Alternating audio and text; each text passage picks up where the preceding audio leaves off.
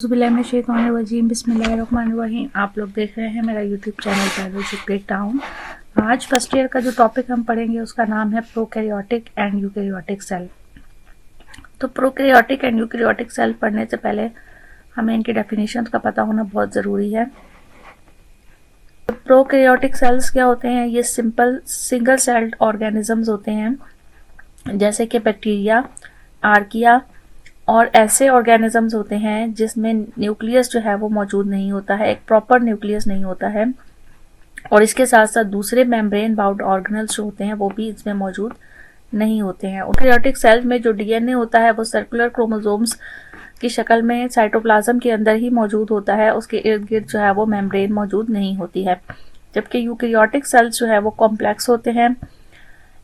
ये unicellular organisms में भी होते हैं और मल्टीसेलुलर ऑर्गेनिजम्स में भी होते हैं। इसमें बाकायदा तौर पर मेम्ब्रेन बाउंड न्यूक्लियस मौजूद होता है और बाकी जितने भी ऑर्गेनल्स हैं जैसे माइटोकॉन्ड्रिया, एंडोप्लाज्मिक रेटिकुलम, ये तमाम ऑर्गन्स भी इनके अंदर मौजूद होते हैं। तो हमारी बुक में जो दिया गया है उसमें यही आपको बताया गया है कि 2 kinds of structurally different cells have been evolved over time.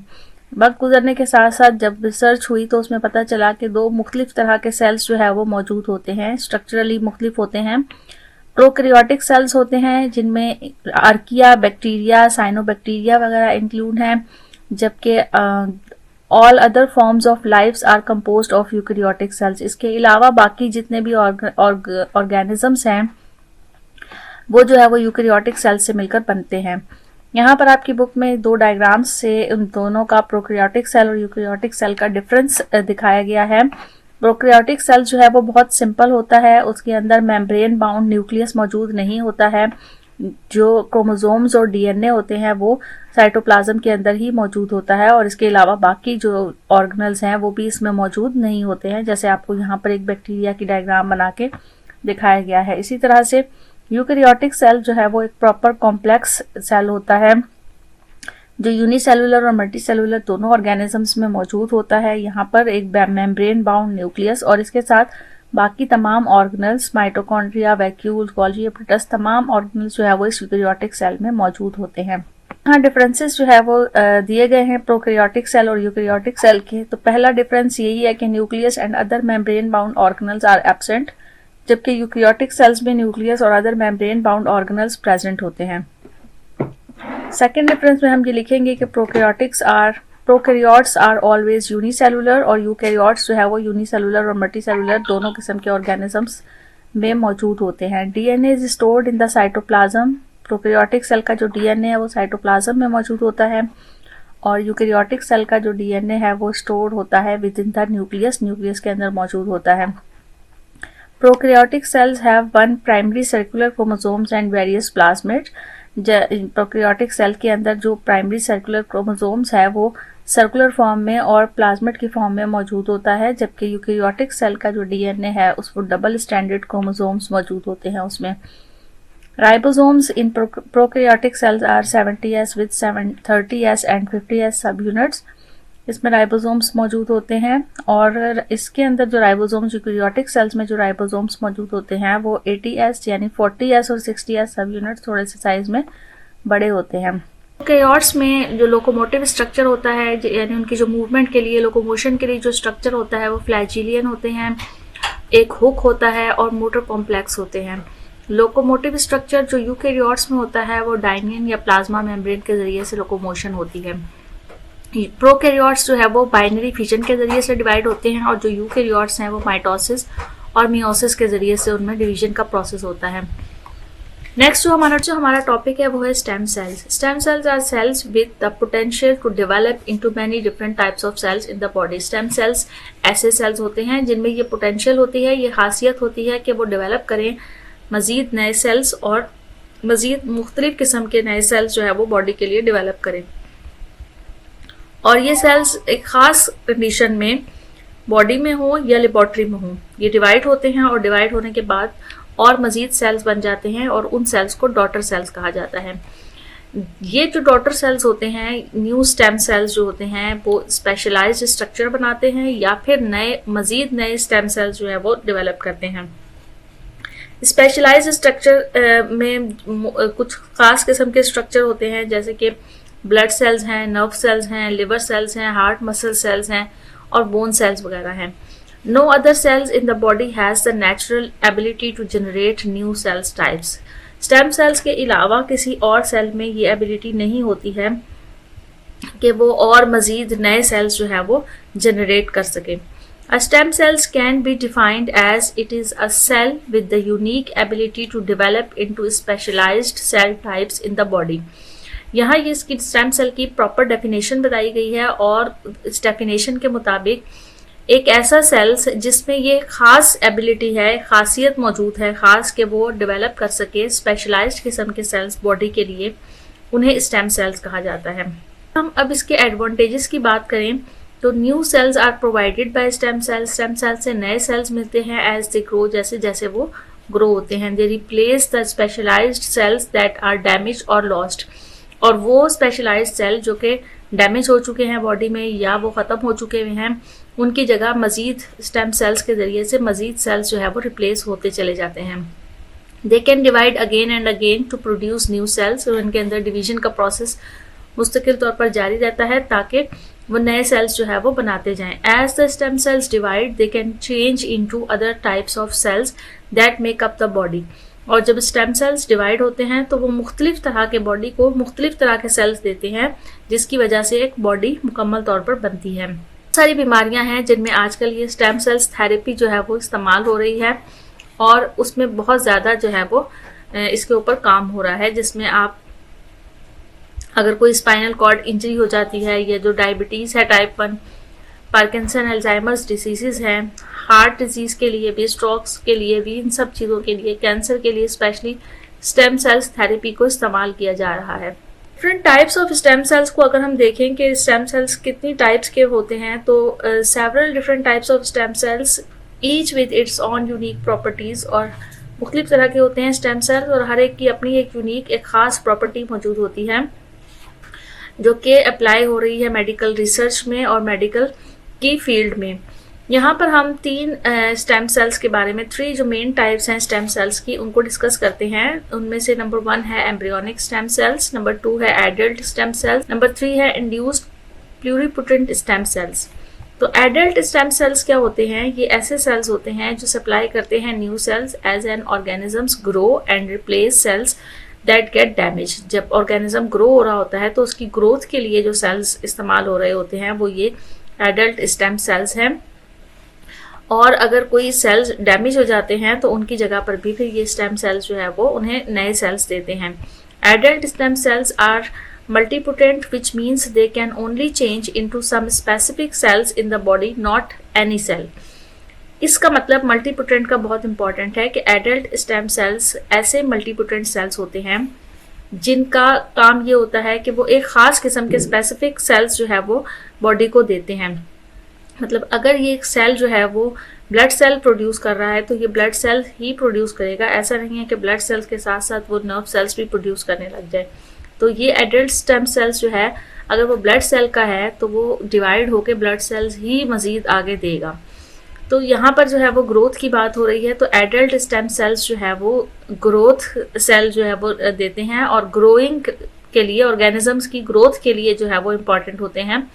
और ऐसे सेल्स जो ग्रोथ के दौरान कोई डैमेज हो जाते हैं या उनका टाइम पीरियड जो है वो ख़त्म हो जाता है, तो ये स्टेम सेल्स जो एडल्ट स्टेम सेल्स हैं ये मज़ीद और जो है वो डिवाइड होने के बाद और नए सेल्स बनाते जाते हैं। एम्ब्रियोनिक स्टेम सेल्स जो होते हैं ये सेल्स प्रोवाइड करते हैं new sales for a growing embryo. जो ग्रोइंग एम्ब्रियो जो ग्रो हो रहा होता है, एम्ब्रियो की जब ग्रोथ हो रही होती है उस टाइम पर एम्ब्रियो को नए सेल्स जो है वो प्रोवाइड करते हैं। They are called pluripotent, which means they can naturally produce every type of cells in the body. अब ये जो सेल्स होते हैं एम्ब्रियोनिक स्टेम सेल्स, चूंकि ये एम्ब्रियो की ग्रोथ के लिए इस्तेमाल हो रहे होते हैं, तो एम्ब्रियो ने जब बड़ा होना है तो उसने हर तरह का जो है वो सेल बनाना है और हर तरह की बॉडी के ऑर्गन्स को बनाना है। उसमें वो ग्रोथ के लिए भी होंगे, ब्लड सेल्स भी होंगे, नर्व सेल्स भी होंगे। तो प्लूरिपोटेंट इन सेल्स को, जो एम्ब्रियोनिक स्टेम सेल्स हैं, उनको प्लूरिपोटेंट स्टेम सेल्स भी कहा जाता है। और इसका मतलब प्लूरिपोटेंट स्टेम सेल्स का मतलब ये है कि ये ऐसे स्टेम सेल्स प्रोड्यूस करते हैं जो कि बॉडी के तमाम सेल्स जो है वो बनाने की एबिलिटी रखते हैं।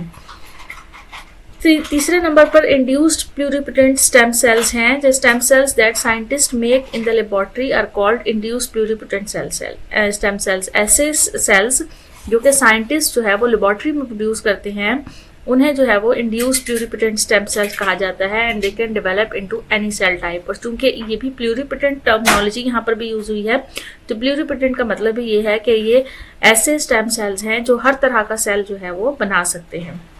अच्छा, रिसर्चर्स ने कैटेगराइज किया है स्टेम सेल्स को उनकी पोटेंशियल के मुताबिक कि उनमें क्या खासियत मौजूद होती है स्टेम सेल्स के अंदर, और उस पोटेंशियल की बेस पर उन्हें डिफरेंशिएट किया जाता है मुख्तलिफ टाइप्स में।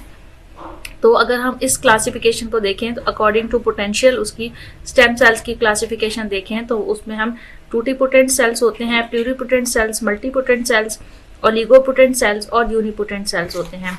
ये टर्मिनोलॉजीज बहुत इंपॉर्टेंट हैं, एग्जाम पॉइंट ऑफ व्यू के लिहाज से भी बहुत ज़्यादा इंपॉर्टेंट हैं।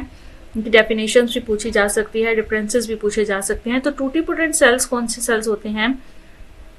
ऐसे स्टेम सेल्स होते हैं जिन्हें आप डिफरेंशिएट कर सकते हैं into all possible cell types. जितनी भी सेल टाइप्स हैं उन सब के अंदर जो है वो आप उनको डिफरेंशिएट कर सकते हैं। The first few cells that appear as a zygote start to divide are totipotent cells. जब जाइगोट बनना शुरू होता है और वो डिवीजन स्टार्ट करता है तो उस टाइम पर जो सेल्स मौजूद होते हैं उन्हें टूटीपोटेंट सेल कहा जाता है। फिर प्लूरिपोटेंट सेल्स हैं, ये सेल्स जो है वो turn into almost any cells. ये एबिलिटी रखते हैं कि ये हर किस्म के सेल्स में डिवाइड होने की या बनने की, मेच्योर होने की सलाहियत रखते हैं। Cells from the early embryo are pluripotent. जो अर्ली एम्ब्रियो के सेल्स होते हैं वो प्लूरिपोटेंट सेल्स होते हैं। फिर मल्टीपोटेंट सेल्स ऐसे सेल्स होते हैं जिन्हें आप differentiate into closely related family of cells. जो उनकी अपनी सेल्स की फैमिली होती है उससे रिलेट हो सकते हैं, उसी से जैसे सेल्स जो है वो बना सकते हैं, लेकिन हर तरह के सेल इन स्टेम सेल्स से नहीं बन सकते हैं। तो adult haematopoietic stem cells for examples can become red and white blood cells और प्लेटलेट्स। यानी अगर ब्लड सेल्स हैं तो ब्लड सेल्स में रेड ब्लड सेल्स बना लेंगे, वाइट ब्लड सेल्स बना लेंगे, प्लेटलेट्स बना लेंगे, लेकिन ऐसे नहीं है कि वो ब्लड सेल्स के स्टेम सेल्स हैं और वो नर्व सेल्स बना रहे हैं। तो ये मल्टीपोटेंट की डेफिनेशन है कि वो क्लोजली रिलेटेड फैमिली सेल्स में डिफरेंशिएट किया जा सकता है। ओलिगोपोटेंट सेल्स जो हैं can differentiate into a few different cell types.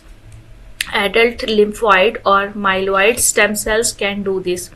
इन्हें कुछ थोड़ी सी जो है वो डिफरेंशिएशन इनमें हो सकती है इन सेल टाइप्स के अंदर, जैसे कि एडल्ट लिम्फोइड्स हैं या माइलोइड स्टेम सेल्स हैं। ये आप यूनिपोटेंट सेल्स हैं। These can only produce cells of one kind which is their own type. However, they are still stem cells because they can renew themselves. Examples include adult muscle stem cells. Unipotent से आपको इसके नाम से ही जो है वो जाहिर हो रहा होगा, यूनि का मतलब वन होता है, तो ये only produce cells of one kind, एक ही तरह के सेल्स प्रोड्यूस करते हैं। एक सेल से मुख्तलिफ तरह के सेल्स, मुख्तलिफ टाइप्स के सेल्स प्रोड्यूस नहीं हो सकते हैं। जो इनकी अपनी ऑन टाइप होती है उसी तरह के सेल्स जो है वो ये डिवाइड होके भी प्रोड्यूस करते हैं।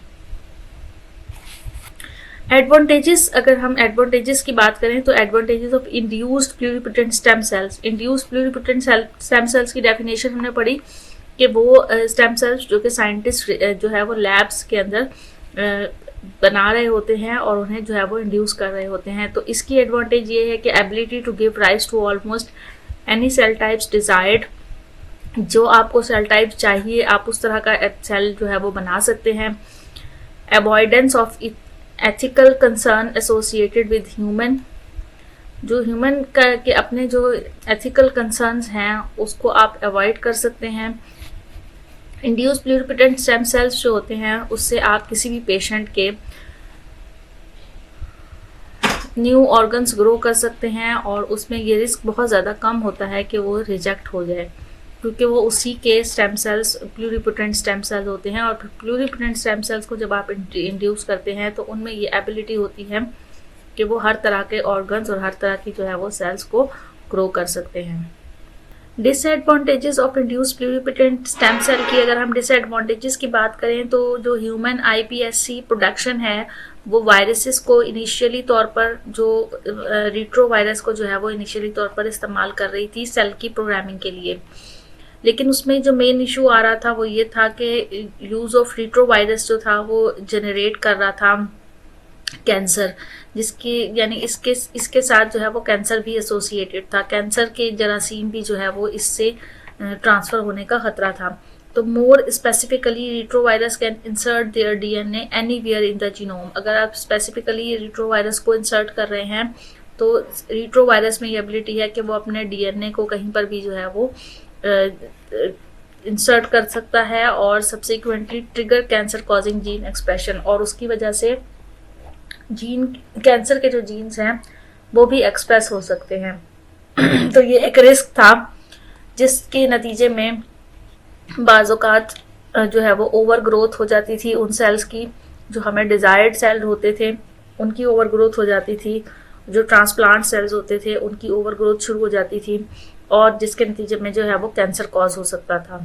तो ये एक हर्डल आ रही थी, ये एक मुश्किल पेश आ रही थी इस प्लूरिपोटेंट स्टेम सेल्स को इंड्यूस करने की। ये हमारा टॉपिक था छोटा सा जिसमें हमने स्टेम सेल्स के बारे में पढ़ा, उसकी टाइप्स के बारे में पढ़ा, स्टेम सेल्स क्या होते हैं, उसकी कितनी टाइप्स होती हैं, पोटेंशियली आप उसको डिफरेंट टाइप्स के अंदर कैसे डिवाइड कर सकते हैं और उनकी वो कितनी किस्म की होती हैं और उनकी क्या क्या डेफिनेशंस हैं, उनके एडवांटेजेस और डिसएडवांटेजेस के बारे में पढ़ा हमने।